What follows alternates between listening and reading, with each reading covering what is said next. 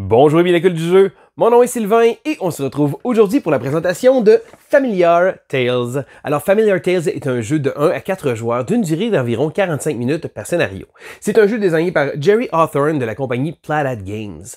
Je sais pas si vous le connaissez, mais il y a plusieurs années, le même designer a sorti un jeu qui s'appelait Mice and Mystics, un jeu, une aventure vraiment incroyable qui avait été très populaire à l'époque. Pour plusieurs, Familiar Tales est un peu le successeur spirituel de Mice and Mystics, donc on va voir si le jeu est à la hauteur.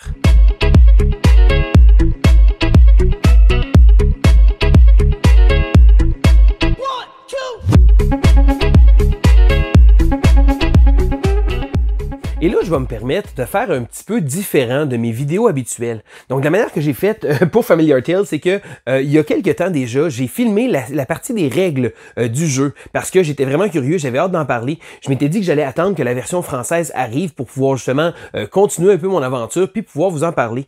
Ça a donné que la version française est sortie, mais je n'ai pas eu l'occasion de replonger dans Familiar Tales.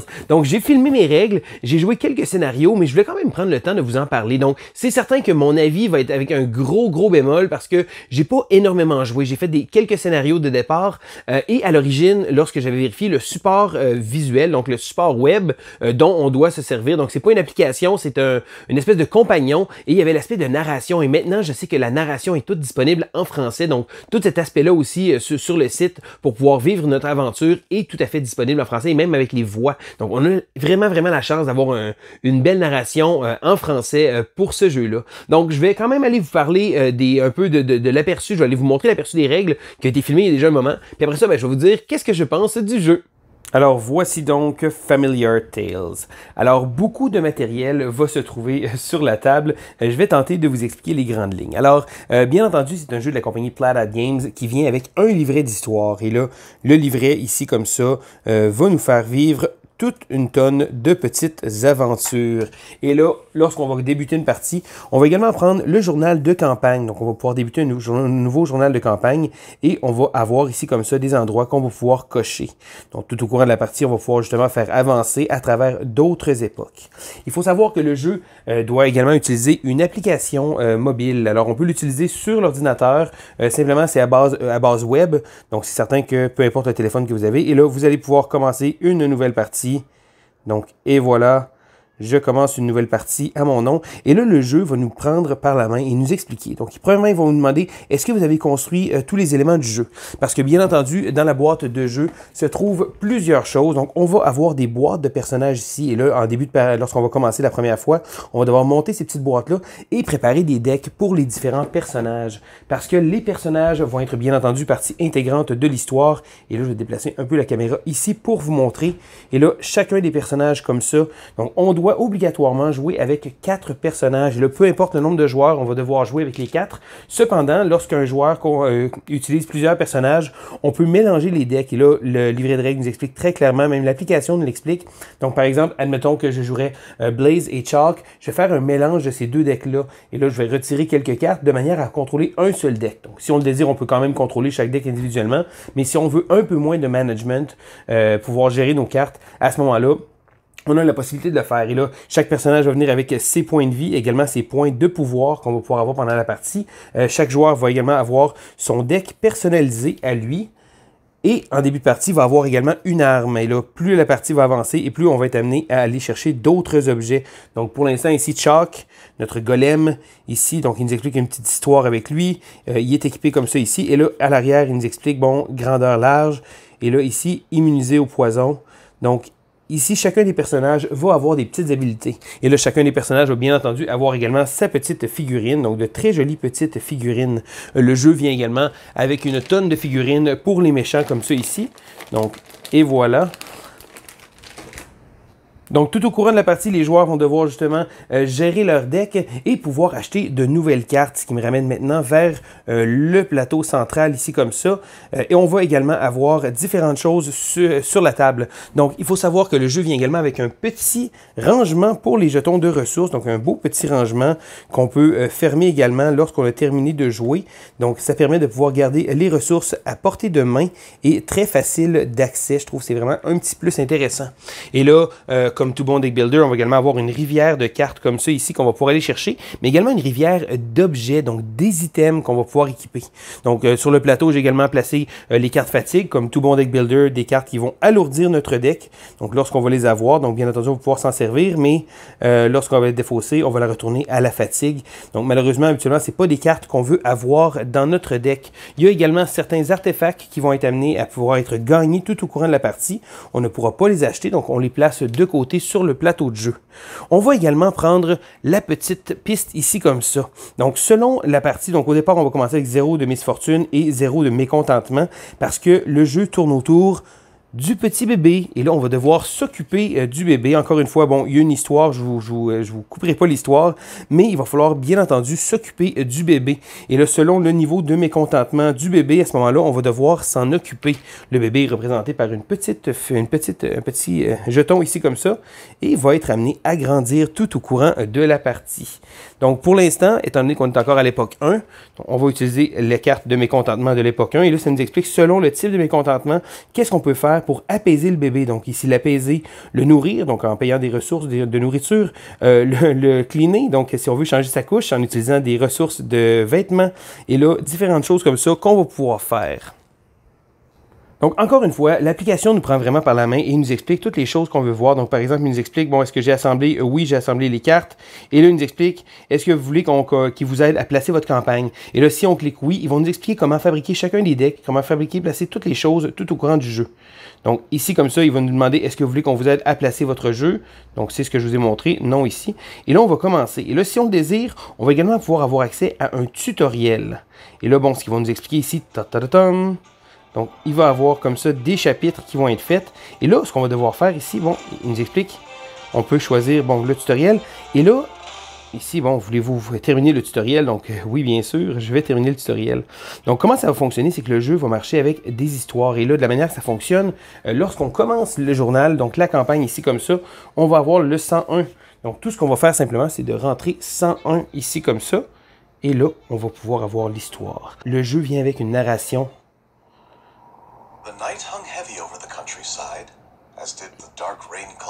Et là, je ne passerai pas à travers toute la narration, mais je trouve ça très intéressant. Et ensuite, on va être prêt à commencer la partie. Là, il nous explique bon, des petites questions sur l'entrée 101. Donc, si on a des questions qu'on peut poser pour l'histoire, et pour l'instant, je vais faire End, parce qu'on va être prêt à commencer. Et là, encore une fois, il nous explique, toujours avec une petite histoire, les objectifs, donc qu'est-ce qu'on va devoir faire, etc. Il nous explique de tourner, et voilà. On est prêt. Donc, là, il nous explique, hey, est-ce que l'application veut vous apprendre comment jouer? Donc, non, merci. Donc, l'application va vraiment vous aider.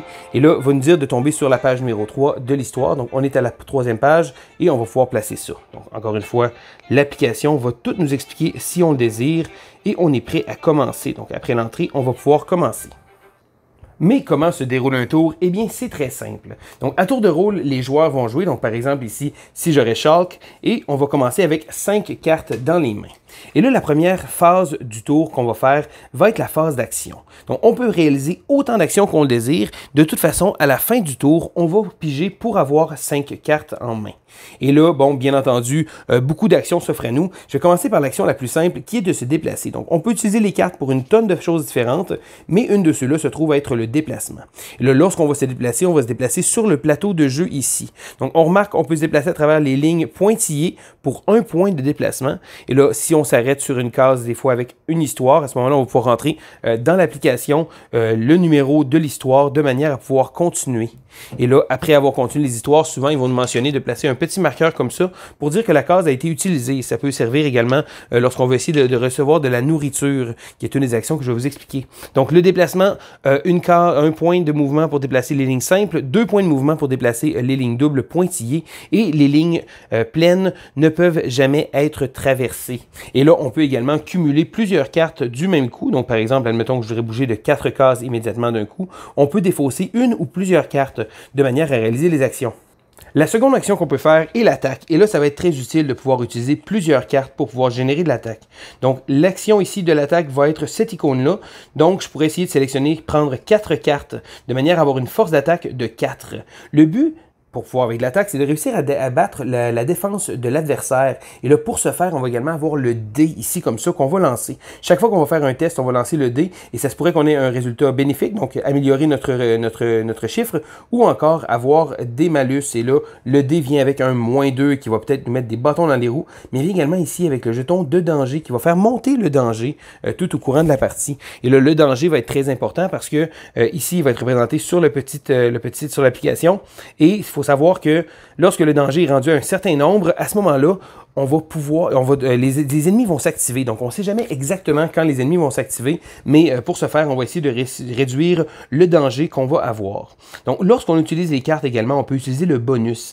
Le bonus, exemple ici, de piger une carte, donc c'est très sympathique. Et là, le livret de règles nous explique ici comme ça, bon, c'est quoi les différents bonus? Donc, gagner un danger, habituellement, c'est pas très bien, mais que voulez-vous, c'est ce qu'on retrouve sur les cartes fatigue. Et là, également, on peut se guérir. Puis j'ai une carte rebrasser le dé. Donc, lorsqu'on va essayer un jet de résultat ici, le résultat, on va pouvoir le rebrasser. Ou le link ici, qu'on va pouvoir assister les autres joueurs. Donc, pendant le tour des autres joueurs, on va pouvoir jouer nos cartes. Donc, malheureusement, à notre tour, on va avoir un peu moins de cartes à utiliser, mais on va pouvoir les utiliser pour les autres joueurs. Le malus, c'est le petit point d'exclamation. Et là, le petit point d'exclamation nous mentionne que si on utilise le bonus de la carte, on va devoir prendre une carte de fatigue. Et là, les cartes de fatigue, bien entendu, vont générer du danger. Donc, c'est vraiment un pensez-y bien à savoir si on veut vraiment utiliser l'action bonus. Ceci dit, par exemple, ici, j'aurais utilisé les 4 cartes pour faire l'action d'attaque. J'aurais brassé le dé et si jamais j'aurais donné une touche au monstre, à ce moment-là, je vais lui faire perdre un point de vie. Et là, les points de vie sont représentés par les monstres. Et là, chacun des monstres a un socle différent également qui nous aide à les différencier. Donc, les monstres ici. Donc là, bien entendu, mon personnage avait des attaques de mêlée. Et là, il nous explique également, l'arme de Shark nous dit que si j'attaque, je vais faire un dégât de plus si j'ai joué une carte de montagne. Et là, c'est quoi les cartes de montagne? Comme j'expliquais, les petites icônes, chaque personnage a une icône spéciale propre à lui. Donc, cette icône-là va servir lorsqu'on va pouvoir jouer la carte comme carte d'action, d'attaque, par exemple, d'avoir un bénéfice. Là, tout au courant de la partie, on va être amené à avoir des nouvelles cartes qui vont nous donner d'autres bénéfices comme ça. La seconde chose qu'on va pouvoir faire, si on peut, avec un personnage qui va le permettre, d'avoir une attaque à distance. Et là, de la manière qu'on va faire les attaques à distance, donc par exemple ici, le petit personnage de... ici comme ça, de la grenouille Gribbert va pouvoir justement activer son pouvoir. Et là, pour déterminer une attaque de range, donc à distance, ce qu'on va faire, c'est qu'on va regarder, il y a des petits points sur le milieu de chacune des cases. Et si on peut tracer une ligne droite ininterrompue, donc pas par les lignes doubles, à ce moment-là, on va pouvoir le voir. Donc par exemple, ici, il y aurait une vue qui se pourrait se faire, mais de ici à ici, une ligne solide la dépasse. Donc une ligne double comme ça va faire en sorte qu'il n'y a pas de visibilité entre les deux. La prochaine action qu'on peut faire, c'est très simple, c'est l'action d'équiper. Donc, si jamais on a plusieurs équipements, on va pouvoir décider de changer nos choses. Donc, en début de partie, c'est certain que c'est pas quelque chose qu'on va faire immédiatement. Ensuite, on peut essayer de faire forage, donc d'aller chercher de la nourriture. Parce que vous allez remarquer, il y a certains jetons ici comme ça, qui sont des jetons de forage, qui nous permettent d'aller chercher des ressources qui vont être très importantes tout au courant de la partie. Donc, par exemple, ici même, le livret nous dit, ici, on a 3 jetons de forage. Donc, pour réussir à aller chercher un forage, il va devoir réussir à réussir un skill test, donc un test d'habilité, et la difficulté va être inscrite en haut ici. Donc, par exemple, ici, la difficulté serait de 3. Donc, par exemple, je suis autour de Chalk, et si je le désire, je peux essayer d'aller chercher du forage. Et là, ça va être cette icône-là ici. Donc, on remarque que c'est le même icône. Donc, par exemple, je vais pouvoir essayer avec 3 cartes, mais je vais quand même lancer le dé. Donc, c'est peut-être mieux de pouvoir en placer un petit peu plus au cas où. Et là, si on réussit notre jet de forage, à ce moment-là, on va pouvoir récupérer une ressource et on va ensuite placer un petit marqueur comme ça, étant donné qu'on ne pourra plus forager. Et là, pour forager, bien entendu, il faut être sur la même case, sauf si on a une carte qui nous permet des exceptions. Une autre action qu'on peut faire, c'est de s'occuper de l'enfant, donc en utilisant l'action Care. Et là, encore une fois, on va se baser ici comme ça pour pouvoir voir qu'est-ce qu'on doit faire. Donc, faire ici un test d'habilité, réussir à payer de la nourriture, payer des ressources, et encore une fois, selon le niveau de mécontentement de l'enfant. Si on le désire, on peut également échanger des objets. Donc, si on se retrouve sur la même case qu'un autre joueur, à ce moment-là, on va pouvoir échanger des objets. Mais le fait de prendre notre temps comme ça, on va devoir augmenter de 1 le danger parce qu'on prend trop notre temps. Donc, il va falloir faire attention toujours. Une autre action qu'on va pouvoir faire va être d'acquérir des nouvelles cartes. Donc, encore une fois, ici, chacune des cartes qui vont être sur le display va avoir des petites ressources tout en bas. Donc, par exemple, ici, le Magic Milk, on va devoir payer 2 champignons de manière à pouvoir aller le chercher. Et là, chacun des objets a ses habilités. Donc, par exemple, lui, c'est un objet qu'on peut consommer. Et là, tout au courant de la partie, on va être amené à trouver des nouvelles choses. Donc, par exemple, ici, celui-là est une armure. Donc, lorsqu'on va se défendre, une armure de +1. Et là, il va nous donner différentes habilités. Et là, chacun des objets va demander un certain nombre d'objets et de ressources pour pouvoir les fabriquer. On peut également aller chercher des nouvelles cartes parce que bien entendu, comme tout bon deck builder ici, on veut rajouter des cartes dans notre deck et lorsqu'on va vouloir prendre des nouvelles cartes habituellement qui vont être meilleures, donc par exemple Reckless 2 va avoir des meilleures statistiques, des meilleures choses, donc également quand on va l'acquérir, certaines vont avoir des pouvoirs comme de pouvoir bannir des cartes de notre main. La seule chose pour pouvoir les avoir va être utiliser des points de pouvoir et là ces points de pouvoir là vont se retrouver sur notre petit marqueur ici, on commence à 0, mais là tout au courant de la partie on va être amené à pouvoir en gagner avec différentes actions qu'on va faire. Donc ces points de pouvoir là vont pouvoir servir principalement pour pouvoir aller acheter des nouvelles cartes qui vont garnir notre deck. Et finalement, la dernière chose qu'on peut faire, c'est trouver une action spéciale. Donc encore une fois, selon le personnage que vous allez avoir ou les pouvoirs que vous allez avoir acquis, vous allez pouvoir obtenir certains pouvoirs spécifiques. Donc après avoir fait toutes vos actions, donc vous allez jouer autant de cartes que vous le désirez jusqu'à temps que vous ne puissiez plus jouer ou que vous ne vouliez plus jouer. À ce moment-là, vous allez repiger une main complète de 5 cartes. Et là, si vous avez gardé des cartes, à ce moment-là, vous allez en piger un peu moins, de manière à ce qu'à la fin de votre tour, vous allez piger des cartes. Ceci dit, vous avez peut-être l'occasion de jouer des cartes pendant le tour des autres joueurs ou également de se défendre parce que lorsqu'un ennemi va vous attaquer, vous allez pouvoir utiliser les cartes comme défense. Mais là, les cartes que vous allez avoir utilisées, donc par exemple ici une défense de 3, mais malheureusement, on va avoir moins de cartes pour le prochain tour. Donc on doit bien entendu bien gérer nos cartes parce qu'on ne veut pas que nos personnages descendent à 0 point de vie. Et là, tout au courant de la partie, les tours vont s'enchaîner et il faut savoir qu'à la fin de chacun des tours qu'on va faire, donc quand on fait end turn, il y a toujours un danger qui va arriver. Donc, chacune des missions va être faite en lisant justement les setups de départ, donc les monstres avec les différentes statistiques qu'il va avoir, mais également les conditions de fin de partie. Et là, plus la partie va avancer et plus vous allez être amené à avancer à travers votre quête et choisir peut-être des chemins très différents et également recevoir des cartes de Storycraft et de Bond qui sont des cartes spéciales que vous pouvez acquérir tout au courant de la partie. Donc, encore une fois, selon le scénario dans lequel vous êtes, donc par exemple, ils vont vous dire de la placer devant vous, donc ici comme ça, Shulk, et là, si jamais il n'y a pas d'ennemis en jeu, on peut choisir de résoudre la carte, donc ça va nous permettre d'avoir des histoires supplémentaires de manière à faire progresser l'aventure. Et là, le jeu vient avec un paquet d'autres petites choses comme des afflictions. On peut avoir des status effects comme être en feu, être empoisonné, trapped ou avoir des blessures graves. Et il faut savoir que lorsqu'on tombe, tout n'est pas fini. Donc lorsqu'on est blessé, lorsqu'on va être knockdown ici comme ça, on va pouvoir le mettre sur le côté et essayer de se relever. Donc il faut toujours bien entendu essayer de réussir à survivre à travers toutes les missions. Et là, le jeu va nous avancer dans une belle aventure pleine de rebondissements. Et voilà, maintenant, c'est fini pour l'aperçu des règles de Familiar Tales. Maintenant, qu'est-ce que j'en pense? Donc, comme je vous ai dit auparavant, j'ai filmé les choses un peu dans le désordre. Ça a fait en sorte que j'ai pas eu l'occasion de revisiter énormément ce jeu-là. Mais je me rappelle que le feeling que j'ai eu était vraiment super bon. Donc, c'est un jeu d'aventure, un jeu narratif. Malheureusement, dernièrement, les jeux narratifs, j'ai de la misère, mais ça, c'est mon problème à moi parce que j'ai pas l'occasion de finir les campagnes parce que, bon, j'ai souvent tout plein de jeux que je veux essayer. Mais c'est certain que pour un jeu qui nous offre un gros aspect autour de la narration, parce que oui, c'est un jeu de campagne si on veut, mais encore plus qu'un jeu de campagne ou un jeu Legacy, donc c'est pas un jeu qu'on va abîmer des composantes, c'est une expérience qu'on vit. Et le jeu nous dit 8 ans et plus, donc je dirais que on peut vivre facilement ça avec des enfants en jouant. C'est certain que ça prend quand même un adulte. C'est pas, je verrais pas une gang d'enfants de 8 ans qui vont s'installer autour pour jouer à ce jeu-là. Ce qui fait en sorte que le jeu nous offre vraiment une belle expérience narrative et familiale. Donc j'ai eu l'occasion de jouer avec ma fille, mon garçon un peu plus distrait, c'est un peu long pour lui quand même, mais j'ai eu l'occasion de faire un scénario avec ma fille. Elle a vraiment aimé l'aspect visuel. Et là, on se le cachera pas, le visuel est absolument magnifique. Donc, les petits animaux comme ça, c'est un monde vibrant, c'est un beau monde, un monde qu'on a envie de découvrir, un monde fantastique que je trouve vraiment bien pensé. C'est différent du generic fantasy qu'on dit. On est habitué de voir les jeux encore là, traditionnel un peu de Tolkien, avec Lord of the Rings, des genres de choses comme ça. Mais ici, on a vraiment un univers tellement vibrant puis tellement le fun. J'ai trouvé que le matériel était vraiment un gros plus pour le jeu parce que avec les livres histoires qui, à l'origine, étaient très originaux, maintenant, on en voit un peu plus. Donc, même Gloomhaven a eu sa version avec le livre. Mais le livre d'histoire qui a souvent été utilisé par Planet Games est vraiment réussi. Je pense qu'ils en ont fait énormément et beaucoup que j'ai même pas joué. Common entre autres, que j'ai vu, mais ils en ont fait plusieurs. Et je pense qu'ils ont raffiné le système. Familiar Tales, j'ai vraiment trouvé ça super. Tu sais, même là, j'en parle, puis je pense que je vais quand même le revisiter très très bientôt parce que c'est un jeu qui offrait aussi du beau matériel. Et là, il y a des figurines quand même. Le jeu n'est pas axé autour des figurines. C'est pas juste des figurines qu'il y a. Puis c'est correct comme ça. Je pense que ma copie est pas peinte. J'ai vraiment envie de peindre les figurines.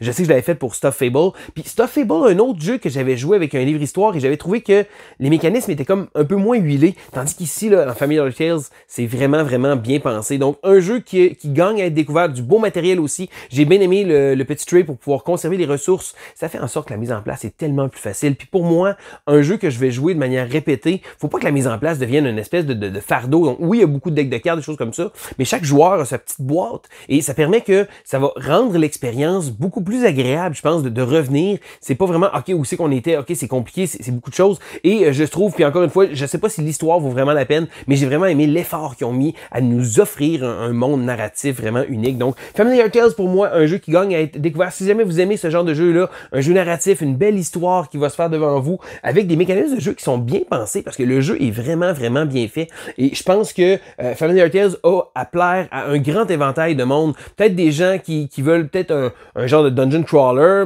plus ou moins, un peu plus léger, ou des gens qui veulent initier justement, jouer avec leurs enfants. C'est des super beaux jeux pour ça. Parce que si quelqu'un autour de la table maîtrise bien les règles, ça va être facile de pouvoir faire jouer les enfants. Ils vont écouter l'histoire. Et le fait que la narration soit disponible en français, j'ai vraiment, vraiment trouvé ça génial. Donc, ils ont vraiment fait un effort pour avoir la version anglaise et la version française. Je sais que là, bon, moi, j'ai la version anglaise. La version française est disponible en magasin. En tout cas, ici, elle est disponible. Donc, si jamais c'est le genre de choses qui peut vous intéresser, je vous invite à aller jeter un coup d'œil à Familiar Tales. Et même moi, juste en vous en reparlant ici, même si j'avais joué il y a un petit peu, il y a quelques temps déjà, ça m'a donné le goût de ressortir ce jeu-là pour essayer d'explorer un peu plus cet univers-là.